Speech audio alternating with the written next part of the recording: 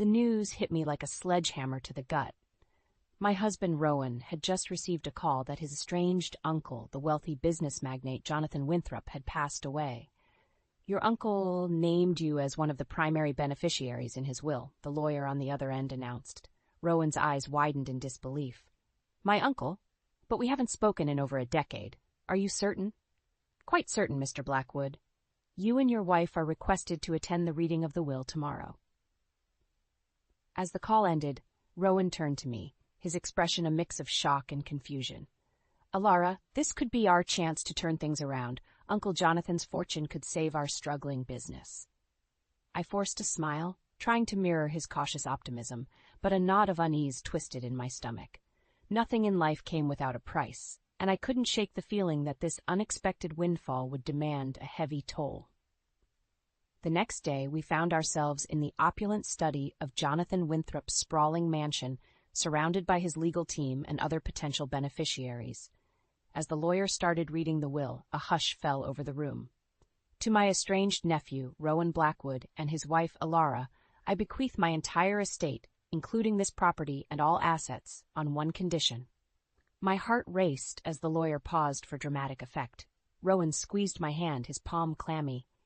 "They must take up permanent residence in this mansion for a period of no less than 1 year." A collective gasp filled the room, but one voice rose above the others, dripping with venom. "This is an outrage," Rowan's mother, Margot, spat. "That inheritance is rightfully mine. I'm Jonathan's only living relative." Her eyes locked onto me, filled with undisguised hatred. "This is that little gold digger's doing, I'm sure of it." Rowan stepped forward, his jaw clenched. "Mother, you have no right. Don't you dare take her side, you ungrateful whelp," Margot hissed, her words slicing like knives. The lawyer cleared his throat, attempting to restore order. "The terms are clear, Mrs. Winthrop. If Mr. and Mrs. Blackwood fail to meet the residence requirement, the entire estate will be distributed among various charities." Margot's eyes narrowed dangerously. "Mark my words, you'll regret this. That mansion and everything in it belong to me by rights. I'll make your life a living hell until you surrender what's mine."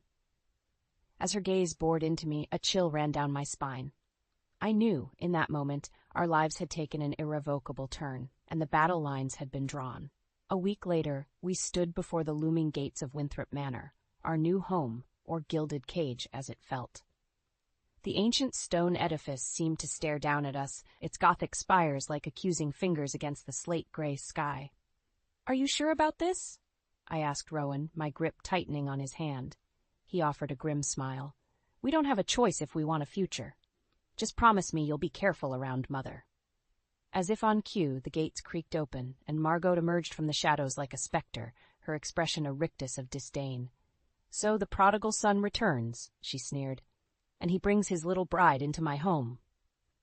I fought the urge to recoil as her eyes raked over me with undisguised loathing. "This is Uncle Jonathan's home now, Mother," Rowan said, his voice strained. "We're here to honor his wishes." "His wishes?" Margot barked a harsh laugh. "That senile old fool was manipulated in his final days, no thanks to your scheming wife, I'm sure." Before I could respond, she stepped closer, her face inches from mine. "Listen closely, you conniving little tramp. This is my domain, and I'll make your life a waking nightmare until you slink back to whatever hovel you crawled out of." Rowan pulled me back, shielding me with his body. "That's enough, Mother. You've gone too far." Margot's lips curled into a cruel smile. "We'll see about that."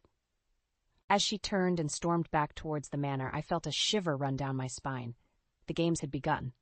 Over the following weeks, Margot's campaign of subtle torment intensified. Priceless heirlooms went missing, only to reappear in bizarre locations. Strange noises echoed through the halls at night, keeping me awake. And the servants treated me with thinly veiled contempt, no doubt following Margot's lead. "She's just trying to rattle you," Rowan insisted. But I could see the doubt creeping into his eyes. One night, as I descended the grand staircase, I felt a violent shove from behind. I tumbled down the steps, searing pain lancing through my body as I crashed to the marble floor. When I finally regained my senses, Margot was standing over me, a sickening grin plastered across her face. "Clumsy girl," she purred. "You should be more careful." As she turned and walked away, I felt a cold certainty settle in my gut. This was no longer a game to her. Margot was willing to go to any lengths to drive me out, even if it meant destroying me in the process. After the accident on the stairs, I knew I couldn't trust anyone in that house. Except perhaps Rowan, but even his loyalty was becoming strained by his mother's vicious campaign against me. I took to wandering the manor's shadowy corridors at night when everyone else was asleep, searching for any clue that could expose Margot's true motives. On one such foray, I discovered a hidden door behind an antique bookcase, leading to a dust-covered study that seemed untouched for decades. Inside, I found a trove of old letters and documents, including correspondence between Margot and Jonathan in their younger years. What I read made my blood run cold. It appeared Margot had been stealing from the family fortune for years through elaborate financial schemes, only to be cut off by Jonathan when he uncovered her deceit. As I dug deeper, I also uncovered evidence that Margot had once been involved with a shady business partner of Jonathan's, a man who later disappeared under mysterious circumstances. Had Margot gone so far as to have him killed to cover her tracks? Armed with this damning information, I knew I had to confront her, once and for all. But when I tried to show the evidence to Rowan, he refused to believe his beloved mother was capable of such depravity. "These letters prove nothing," he snapped, pushing the documents away. "Mother has been nothing but generous and loving her entire life. I think you're allowing your imagination to run wild." "Don't be a fool, Rowan," I cried, my frustration boiling over. "Can't you see she's manipulating you, just like she's been doing your entire life?" His jaw tightened, and I realized I'd struck a nerve. "Get out. I need some time alone to think about all of this." As I left him brooding in the study, a pit of dread opened in my stomach. Margot's web of lies was so intricately woven, so deeply rooted in Rowan's psyche, that I feared nothing short of a miracle could make him see the truth. In the days that followed, strange occurrences began plaguing me again. More missing valuables, eerie scratching sounds from behind the walls, and an increasing sense of being watched. I knew Margot was behind it all, but I could never catch her in the act. Then, one evening, the servants began whispering about a scandalous story that had surfaced in the local papers, depicting me as a shameless gold digger who had ensnared Rowan through nefarious means. The vicious lies left me reeling, and I knew Margot's hand was behind this public defamation. When I confronted Rowan about it, he seemed conflicted, torn between his loyalty to me and his ingrained devotion to his mother. "Perhaps it would be best if you left for a while," he said, unable to meet my eyes, "at least until this blows over." As I stared at the man I loved, I realized our relationship was hanging by a thread, fraying under the relentless onslaught of Margot's cruelty. If I didn't act soon, I would lose everything: my home, my husband, and any chance at the life we'd dreamed of. The battle lines had been drawn, and I would have to fight with every weapon at my disposal if I hoped to survive the war Margot had declared. No matter the cost, I wouldn't go down without a fight. In the aftermath of the vicious newspaper story, the atmosphere at Winthrop Manor became suffocating. Rowan grew increasingly distant, torn between his loyalty to me and his lifelong conditioning by his manipulative mother. Meanwhile, Margot's underhanded tactics escalated in boldness and cruelty. It all came to a head one chilly autumn night. I had retired early to the bedroom Rowan and I shared, exhausted from another day of walking on eggshells in that accursed house. As I prepared for bed, a faint scratching sound came from the adjoining dressing room, like fingernails on wood. My heart pounding, I crept toward the noise, pushing open the dressing room door. That's when I saw it: a blazing trail of liquid snaking along the floor towards the piles of cast-off clothing. The unmistakable scent of kerosene filled my nostrils, seconds before the first lick of flame consumed the fabric. I stumbled back, choking on thick black smoke as the fire spread with terrifying speed. By the time I made it back into the bedroom, flames licked hungrily at the draperies and seared my lungs. I clawed desperately at the bedroom door, but some force held it firmly in place from the other side. "Help! Rowan! Please, someone help me!" I screamed, panic clawing at my throat as the room became an inferno around me. Then, over the roar of the blaze, I heard it, Margot's shrill laughter cutting through the chaos. That twisted cackle would haunt my nightmares for the rest of my days. Just as the searing pain and smoke threatened to overwhelm me, the bedroom door exploded inward with a thunderous crack. Rowan burst in, soot streaking his panic-stricken face, and pulled me bodily from the conflagration raging within. I don't remember much after that, only fragments of being rushed to the hospital, bandages binding my scorched skin, and the vacant look in Rowan's eyes as he watched over me in silence. When I finally regained my senses days later, Rowan sat slumped by my bedside, his expression hardening as I recounted the night's events. "She tried to kill you," he muttered in a hollow tone, the truth he had been so desperate to deny finally settling in his bones. "My own mother." I took his hand, ignoring the sting of my blistered skin, and made him meet my gaze. "She has to be stopped, Rowan, before this goes any further." His eyes smoldered with rage and anguish. I know.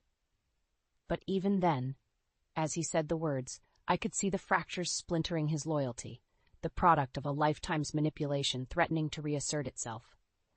Margot's twisted lies had sunk their hooks in deep, and I feared they might never fully release their grip on the man I loved. Rowan pressed his forehead to my hand, his next words barely more than a pained whisper. "I want to believe you, Alara, more than anything, but without proof, without knowing the full truth of what she's done." He trailed off, and in that moment I felt more alone than I ever had in my life, as if I were drifting helplessly at sea with no anchor to hold me in place. It was then that I knew I would have to take matters into my own hands if I had any hope of surviving Margot's vendetta and salvaging what little remained of my crumbling life. Whatever the cost, I had to find a way to expose that vile woman's sins before they destroyed me completely. After the harrowing ordeal of the fire, I knew I couldn't remain a passive victim any longer. If I didn't take decisive action, Margot's malicious games would consume me completely. Rowan's loyalty was hanging by a frayed thread, and it was clear I couldn't rely on him to protect me from his mother's ruthless machinations. In the depths of that long, agonizing night following the inferno, a newfound resolve took root within me.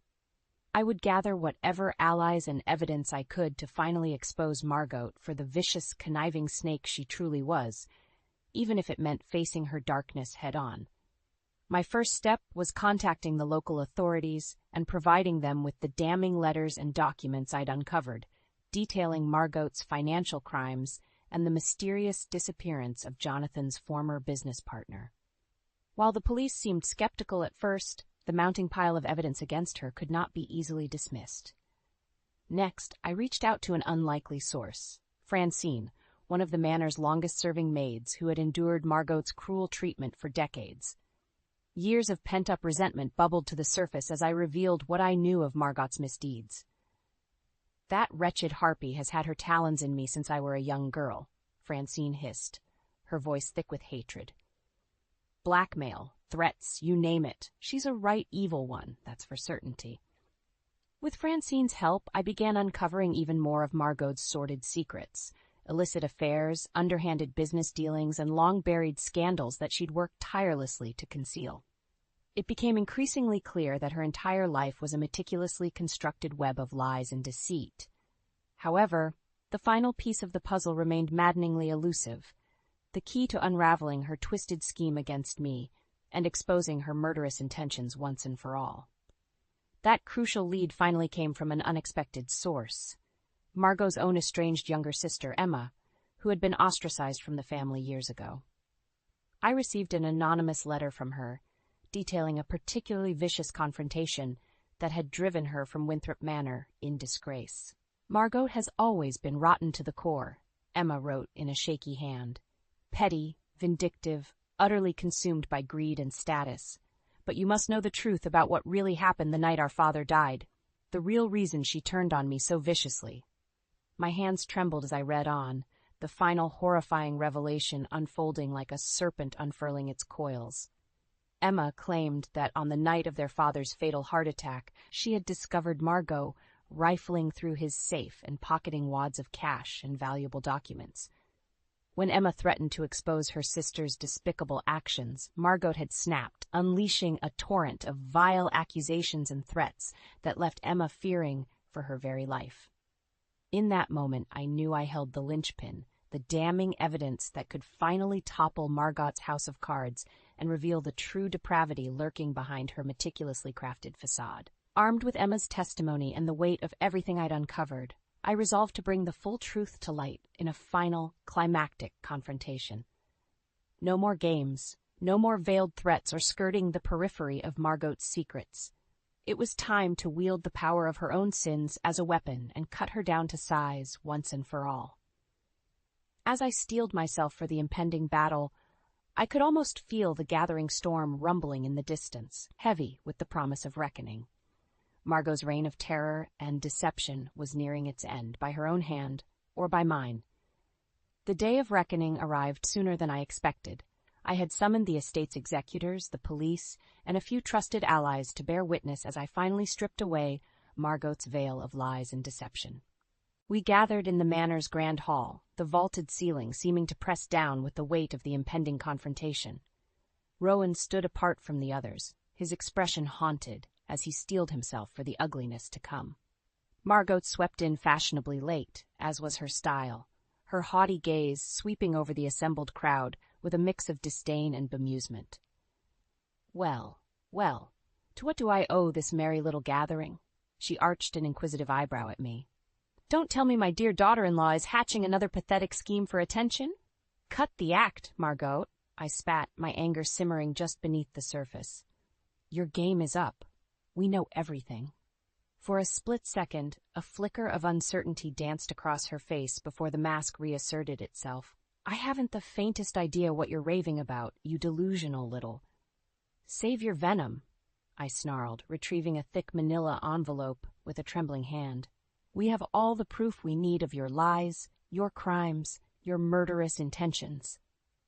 As I began laying out the damning trail of evidence, the letters, the financial records, Emma's testimony, Margot's expression shifted from derision to outright fury.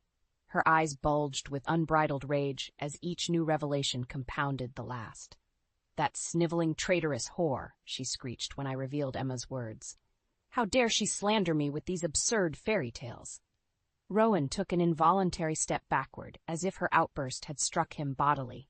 It was the first crack in his staunch denial, the first glimmer of realization seeping through. These are nothing but malicious fabrications, Margot raged on, turning her vitriol towards the executors and police. I demand you remove these despicable liars from my home at once. But they stood firm, unmoved by her bluster as the weight of the evidence became insurmountable. With an animalistic shriek of pure fury, Margot turned on me, her immaculately manicured fingernails hooked like talons. You ungrateful, conniving little snake, she howled, spittle flying from her lips. This is all you're doing, isn't it?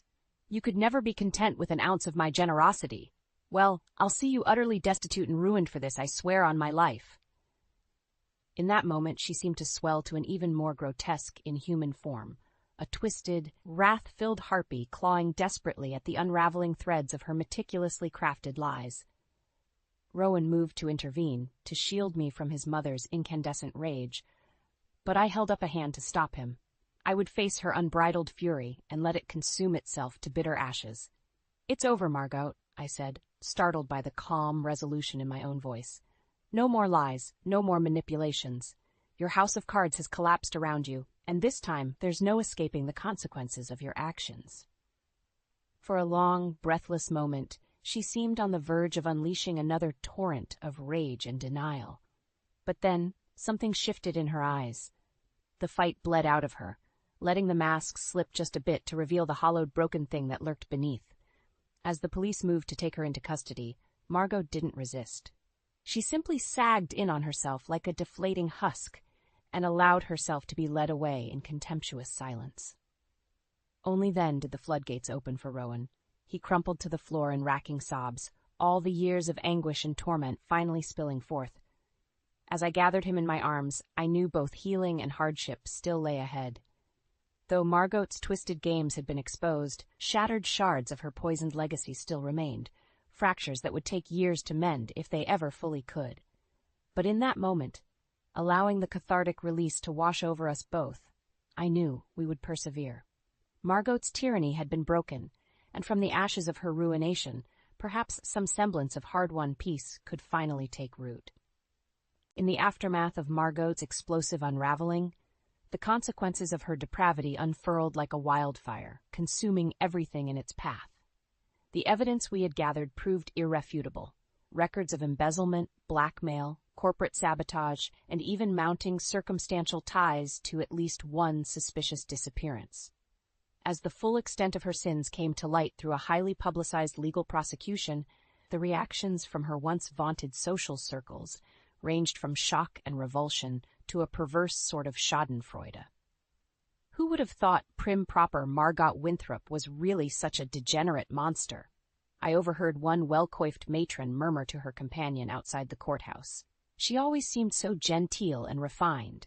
Just goes to show you never really know someone, do you? For her part, Margot embraced her infamy with a sort of deranged defiance, lashing out with unrestrained vitriol at every turn. It was as if, now that her facade had been irreparably shattered, she delighted in flaunting the full breadth of her depravity. "You imbeciles have no inkling of what I've sacrificed to maintain our family's status and legacy," she screeched during one courtroom tirade. "You're fortunate I didn't have the lot of you disposed of the same way as that sniveling worm Jonathan's partner." A collective gasp went up from the gallery, feeding Margot's twisted delight like a starving flame. She turned her blazing eyes towards Rowan and me, and I felt an involuntary shudder at the naked loathing burning in their depths. "Look at them, cowering like the gutless fools they are. You're the reason our noble lineage lies in ashes, the both of you. Weak-willed, pathetic." Her venomous diatribe was finally cut off by the stern banging of the judge's gavel. But even as the bailiffs muscled her away, Margot directed one last look of pure, unbridled hatred in our direction. A silent promise that this war was far from over, at least in her mind. Over the following weeks, Margot's downfall accelerated with dizzying speed. Asset seizures, criminal indictments, and the inexorable avalanche of public censure stripped away what tattered remnants of status and influence she had once wielded like a blunt instrument. Yet through it all, she remained utterly defiant and unrepentant. "They'll all get what's coming to them, mark my words," she spat at reporters camped outside her palatial estate, now little more than an empty, echoing mausoleum. "This is far from over, you mealy-mouthed vultures." Unfortunately for Margot, her rabid threats and unhinged ravings only further cemented her legacy as a once powerful matriarch, undone by her own boundless avarice and corruption. Society had turned its back on her with a mixture of pity and disdain, leaving her bitter screeds to be consumed by indifferent winds. On the day her sentencing was finally handed down, a staggering array of charges resulting in a harsh multi-year prison term, Margot unleashed a final, unrestrained torrent of malice. "Curse all of you," she howled, thrashing against the iron grip of the bailiffs as they tried to drag her from the courtroom. "Especially you, Alara. This is far from over, you hear me? I'll have my revenge if it's the last thing I—" Whatever final, dire imprecation she intended was cut off as she disappeared through the door, the slam of iron against wood echoing through the court like a grim period. Silence hung heavy for several breathless seconds, and then the hushed murmurs began rippling through the gallery once more. A vile chapter had finally been closed. The damage caused by one woman's unchecked ambition and malice laid horrifyingly bare. As Rowan and I embraced in the wake of that sordid spectacle, I knew our own road towards healing and redemption would be long and arduous. The scars left by Margot's cruelty ran deeper than any inflicted wound. But at least now, at long last, we could begin to rebuild what she had so nearly destroyed. With the poison she had injected into our lives finally excised, there was a chance to nurture something new from the blighted, burned remains of our former existences. Those tender green shoots wouldn't take root overnight, of course. Deep, ravaging fires leave extensive scarring in their wake, but we would tend the ashes dutifully, allowing new life to gradually emerge, hushed and humble at first, then growing stronger and more resilient with each passing season. It was the only way to banish Margot's toxic legacy once and for all, by cultivating the power to persevere where her hatred and corruption could only hope to wither and decay.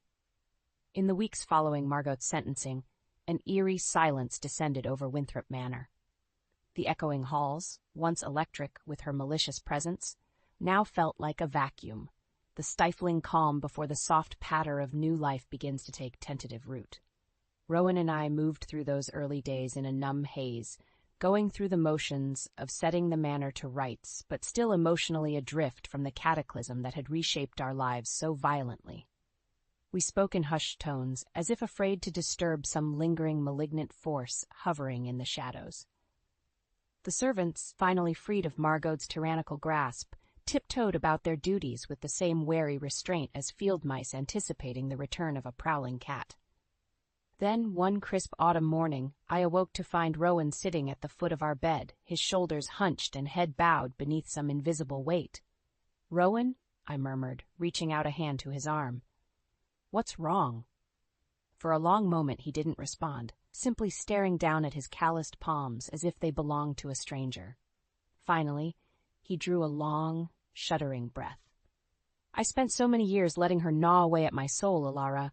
No matter how vile she became, some part of me could never let go of the fantasy that she actually loved me deep down."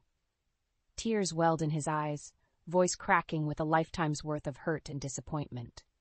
"She was my mother. I should have protected you from her poisonous lies and cruelty, but I was weak, blinded by delusions of the mother I so desperately wanted her to be." He looked up at me then, anguish etched in the creases of his face. "Can you ever forgive me?" In that moment, I felt my own emotions surge forward like a raging river breaking its banks, not just for the hell Margot had put us through, but for all the lost years we could have spent growing together instead of being warped and diminished by her hatred. I pulled Rowan into a fierce embrace as the dam finally burst, wave after wave of purging sobs racking our bodies in unison. We wept for the wounds that had been inflicted, the scars that would always remain, and the hollow ache of what could have been.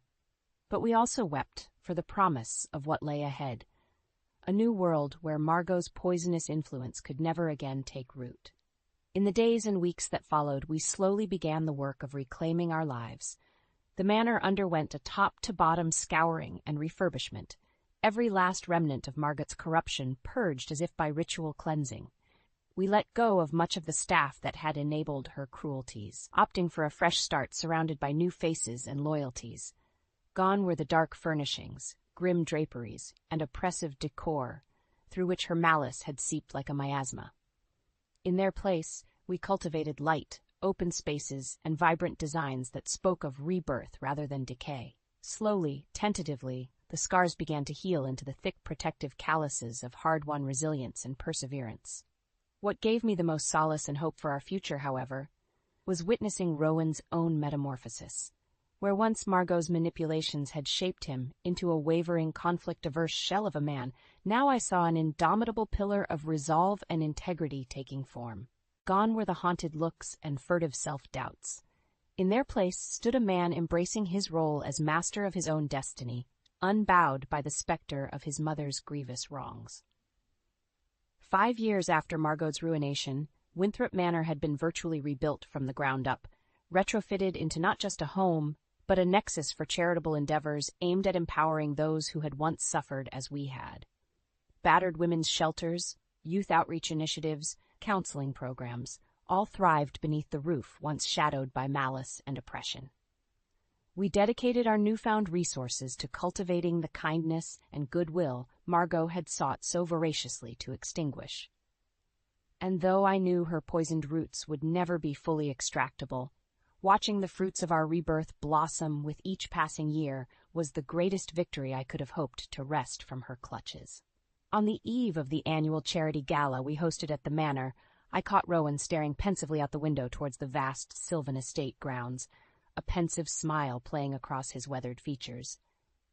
"Do you ever think about her?" he asked without turning to face me. "About your spite for Mother, I mean?" I considered the weight of his question for a long moment before answering. "She doesn't haunt my thoughts much these days," I admitted.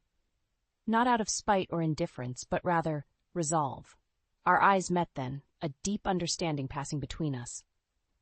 Margot's hatred very nearly destroyed everything, our relationship, our livelihood, our very souls. But we survived. We persevered through the darkness she inflicted and remade something beautiful from the ashes. I laced my fingers through his, marveling at how far we'd come. That is the greatest revenge we could ever claim over her bitterness and cruelty. not by perpetuating the cycle of hurt, but by overcoming it and choosing to nurture the light she fought so desperately to smother. Hand in hand, we stood in comfortable silence, watching the golden rays of dusk gild the grounds, the lands and legacy we had reclaimed in the name of all that was good, just, and true. Our tomorrow was unwritten, filled with untold promise and possibility.